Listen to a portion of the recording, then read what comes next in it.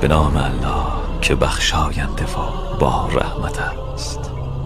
هنگامی که قرآن میخوانی ما بین تو و آنهایی که آخرت را باور ندارند پرده زخیم میکشیم، بر دلهایشان پرده میکشیم تا حقیقت آن را درک نکنند و گوشهایشان را چنان سنگین میکنیم تا هنگامی که پروردگارت را در قرآن به یگانگی یاد میکنی به تو پشت کنند و از تو دور شوند.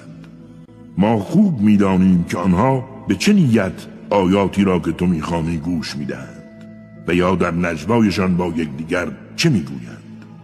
آن ظالمان میگویند شما یک مرد جادو شده را پیروی میکنید.